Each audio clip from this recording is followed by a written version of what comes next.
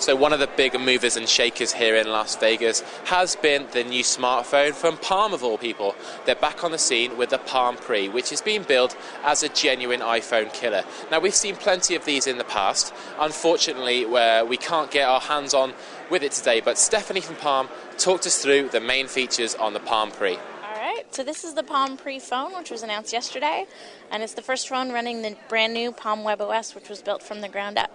So to show you a couple of the core features, starting with the hardware, obviously you have this beautiful touchscreen, very thin device. If you slide it open, you have the full touch keyboard as well, which is the best of both worlds. When it's slid open and also when it's closed, you see this beautiful kind of curve to it, which is perfect when you lift it up to your face and you don't feel like you have kind of a plank of wood stuck to your ear. But there's some spots on either side of the center button here that are also touch sensitive. So if I want to go back, for example, all I have to do is touch back on this area and it'll pop me back to the previous screen. You'll notice that my favorites bar has disappeared here because we wanted to show you as much of the screen as we possibly can. So what we've done is we've created a gesture that allows you to bring that back. So if I scroll up from the bottom, you can see that this quick launch bar comes back with all my favorite applications. So I decide that I want to launch the calendar. I just release while I'm on the calendar. It'll open up my calendar app. Our messaging app is also very cool. So what we've done is we've actually combined IM messaging and text messaging. Because at the end of the day, it doesn't really matter. We don't really care about kind of the transport. We care more about the fact that you're having a conversation with somebody. So if I look at some of my conversations here with David, I can see that we've switched back and forth from Gtalk to text messaging. And it's all in one threaded conversation. And if I'm talking to him via IM, and then, he goes offline, I'll get a notification that he goes offline. I just go up top to my transport, and I switch, and I decide that I want to text him. And it's all in one sequential thread, so I can follow the conversation as a whole. If I want to start a web search, for example, if I want to do a Google search, what I could do is I could go to the browser and open my web browser and go to Google and do a search. But what would be faster is if I slide open the keyboard and I just start typing.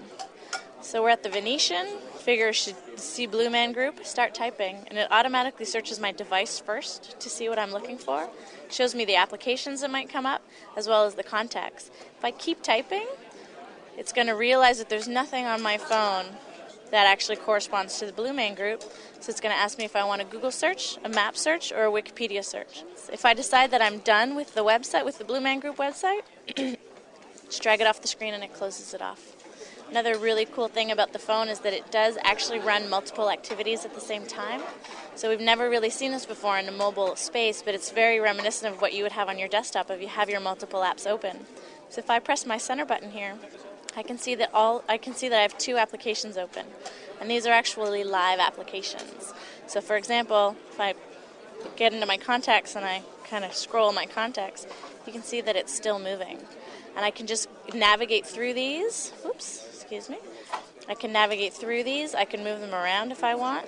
And the great thing about this is that I don't have to open and close applications all the time. I can just do a bunch of things at the same time. In both the browser and in the photo application, you can do the kind of pinch zoom.